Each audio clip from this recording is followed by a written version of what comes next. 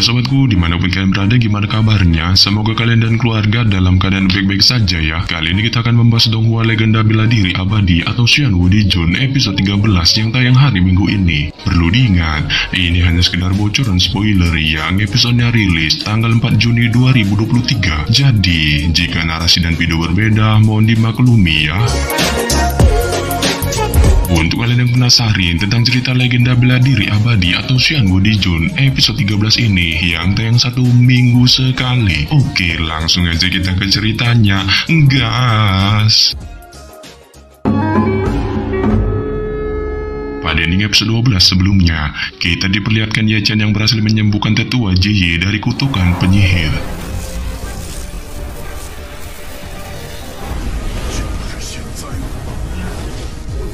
Setelah berhasil disembuhkan, tetua Jie pun menawarkan Ye Chen untuk tinggal sebentar sembari minum bersamanya.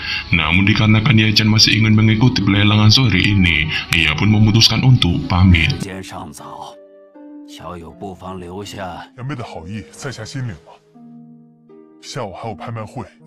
Di lain sisi, kita diperlihatkan 3 orang murid sedang melakukan adu mekanik. Namun di tengah adu mekanik ini, muncullah seorang pria misterius yang mengeluarkan aura ranah kultivasi juntian di tubuhnya, menyebabkan para murid yang melihatnya pun spontan ngibrit kabur.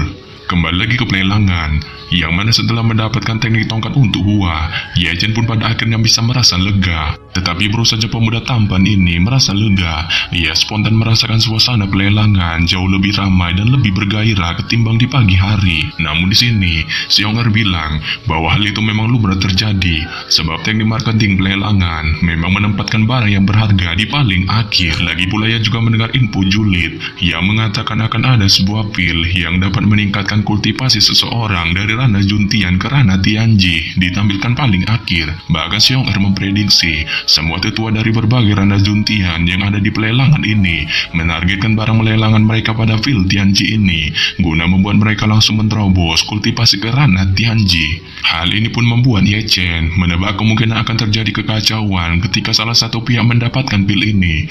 Namun bukan hanya itu, Xiong'er juga merasa akan terjadi banyak pertumpahan darah setelah pelelangan ini selesai.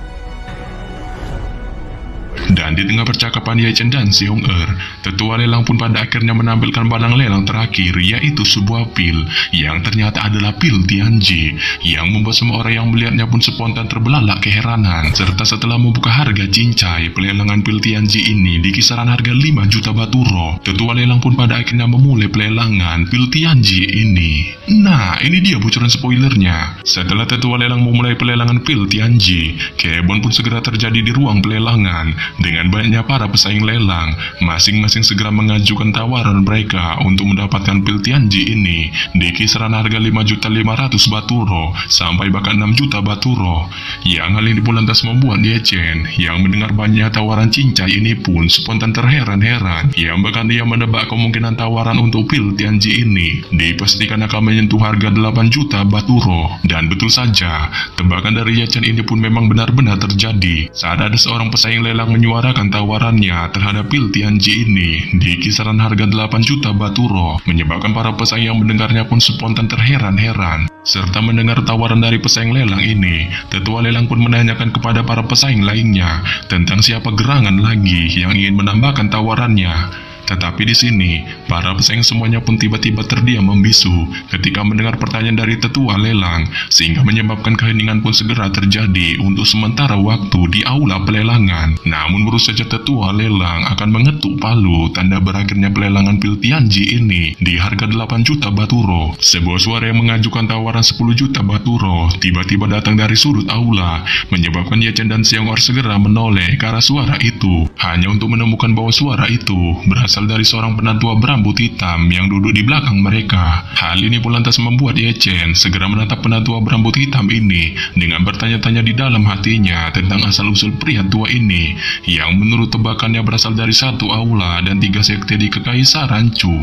Namun di tengah kebingungan Ye Chen serta para pesaing lainnya tentang siapa sih sebenarnya penatua berambut hitam ini, tetua lelang pun menanyakan sekali lagi kepada semua pesaing di aula tentang siapa lagi yang ingin menambahkan tawarannya selain di harga 10 juta batu roh. Tetapi setelah sekian lama menunggu tanpa kepastian dan harapan, tidak ada sebiji pun jawaban dari para pesaing, menyebabkan tetua lelang pun segera mengetuk palu, tanda berakhirnya pelelangan pil Tianji ini, yang pada akhirnya dimenangkan penatua berambut hitam. Sehingga pada saat yang sama, setelah selesainya pelelangan pil Tianji, maka berakhirlah pula pelelangan yang diadakan di Sekte Tianxuan ini, saat beberapa dari para pesaing segera bangkit dan pergi meninggalkan tempat duduk mereka. Tetapi ada juga sebagian dari mereka masih enggan pergi, dengan terus memandang secara sinis penatua berambut hitam yang memenangkan pelelangan pil Tianji sebelumnya, mencoba mencari tahu tentang siapa sebenarnya dia, dan bahkan dari mereka ada juga yang menandainya dengan berniat untuk memokatkannya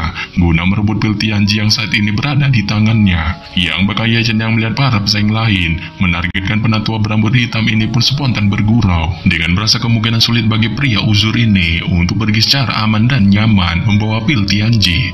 Namun di sini, si Hong'er segera berbisik kepada Ye Chen dengan memberitahunya tentang pria tua ini yang menurutnya kemungkinan berasal dari aula haus darah, sebab ia merasa hanya satu aula itulah yang memiliki cukup nyali untuk menindas dan menyaingi 3 sekte di Kekaisaran Chu. Tetapi di sini, Ye Chen tampak bodoh amat tentang info yang disebutkan si Hong'er mengenai penatua berambut hitam ini, saat ia tanpa basa-basi segera mengajak saudara Giant itu untuk pergi. Dan setelah Ye Chen dan si Hong'er keluar dari aula pelelangan, si Hong'er segera memberikan 2 mantra teknik kecepatan kepada Ye Chen yang bertujuan untuk melindunginya dalam bahaya ketika melakukan pelarian dari pasar pelelangan. Serta setelah si Hong'er memberikan 2 mantra ini dan Ye Chen mengambilnya, pemuda gemuk itu pun segera menarik Ye Chen untuk bergegas OTW pergi menuju pintu keluar pasar. Dan ketika sampai di pintu keluar pasar, Ye Chen dan si Hong'er pun tanpa basa-basi segera menembelkan mantra teknik kecepatan di tubuh mereka. Saat pada saat yang sama, mantra itu pun segera memancarkan cahaya yang menyebabkan mereka tanpa basa-basi bergegas di bawah nyelonong pergi meninggalkan pasar sejauh belasan mil. Namun baru saja Ye Chen dan si Hong'er meninggalkan pasar, ledakan perserangan pun segera datang di belakang keduanya, menyebabkan keduanya menebak bahwa pertarungan saling rampas-merampas serta lelang pun telah dimulai. Dengan segera melihat ke belakang sambil mengerahkan seluruh kecepatan, yang bahkan Ye Chen spontan terheran-heran melihat pemandangan di belakangnya. Dengan bisa melihat di arah TKP pasar lelang, banyak bayangan keterampilan teknik bertarung yang luar binasa segera tersebar di area itu. Tetapi baru saja Ye Chen tampak takjub melihat perbakuan taman di belakang mereka, si Hong'er segera menoleh ke arahnya sembari memunculkan ide di luar nasarnya dengan menyarankannya untuk kembali dan melihat pertarungan itu. Namun Ye Chen yang mendengar ide gokil gelo dari si Hong'er ini pun segera mengutuknya dengan merasa hal tulul itu sama saja bundir, menyebabkannya mengajak pemuda gemuk itu untuk dengan cepat meninggalkan tempat ini. Yang pada dasarnya, ketika Ye Chen dan si Hong'er terus menganjutkan pelariannya, ledakan-ledakan yang sangat dahsyat pun segera terdengar dengan puncak bukit kecil lain yang berada nun jauh dari mereka secara mengejutkan runtuh dengan suara yang lebih keras. Yang hal ini pun lantas menyebabkan keduanya spontan tertegun saat mereka bisa melihat banyak para master bertempur di wilayah ini dengan terus nyelonong di sekitar mereka, menyebabkan si Hong'er yang tidak mau menjadi bulan-bulanan dari para master ini pun dengan lantang memberitakan Ye Chen untuk bergegas meningkatkan kecepatannya. Namun baru saja si Hong'er memberitakan hal ini kepada Ye Chen, teriakan para master yang sedang melakukan buaku hantam di wilayah pelarian mereka pun segera berteriak keras, dengan salah satu master mengeluarkan kemampuan terbadasnya yang membuat sebidang tanah di wilayah pelarian Ye Chen dan si Hong'er pun dalam sekejap tiba-tiba meledak dan hancur lebur. Saat itu pun pada akhirnya menyebabkan keduanya terkena dampak ledakan ini segera terjun bebas ke bawah, dengan si Hong'er yang jatuh ke arah timur dan menghantam banyak pepohonan besar, sementara Ye Chen menghantam batu besar sebelum pada akhirnya tersungkur di tanah. Setelah Ye Chen tersungkur di tanah, beliau pun tidak bisa melihat batang hidung si Hong'er sedikit pun yang berada di kejauhan. Dengan terus memperhatikan kondisi pertempuran sengit, para master di sekitarnya dalam kondisi terhuyung-huyung tanpa berani memunculkan batang hidungnya sedikit pun. Namun ketika Ye Chen masih memperhatikan pertempuran para master ini, suara si Hong'er yang mengatakan, "Hei, apakah antum masih hidup?" tiba-tiba terdengar dari mantra di pinggangnya, menyebabkan Ye Chen yang mendengarnya pun spontan menghela napas lega karena mengetahui pemuda gemuk ini masih hidup. hidup. Serta setelah mengetahui Ye Chen juga masih hidup, Xiong Er yang memastikan bahwa mereka berdua kemungkinan tidak akan bisa tinggal lebih lama lagi dan bersatu lagi melakukan pelarian dengan TKP jatuh yang cukup jauh, memutuskan untuk berpisah dengan dirinya pergi ke arah timur, sementara Ye Chen ke arah barat sebelum berkumpul lagi di sekte Heng Yu. Yang hal ini lantas membuat Ye Chen yang mendengarnya setuju dengan saran dari Xiong Er, sebelum pada akhirnya ia bergegas pergi ke arah barat dan mempercepat langkah kakinya dengan mantra yang diberikan pemuda gemuk itu sebelumnya. Namun baru saja Ye Chen menyelinap pergi, ledakan energi badai secara mengejutkan tiba-tiba terdengar di sekitarnya, dan ketika melihat dari kejauhan, ia bisa melihat banyaknya energi roh menghancurkan sebidang tanah dengan kekuatannya.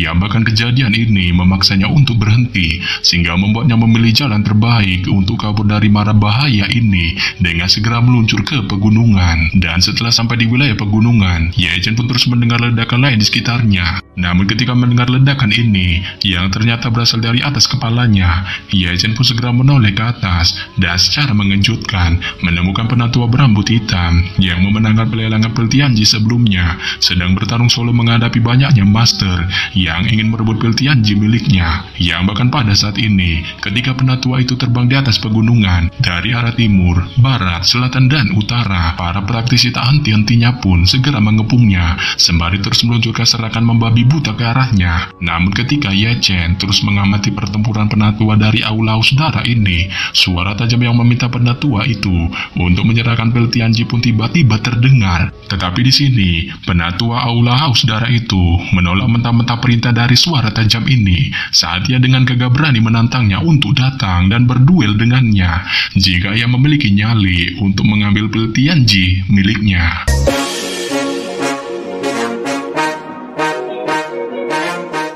Yap, sampai di sini saja saya menyampaikan bocoran spoiler legenda bela diri abadi atau Xianwei di Jun episode 13 yang baru tayang minggu ini. Akhir kata saya ucapkan bye-bye.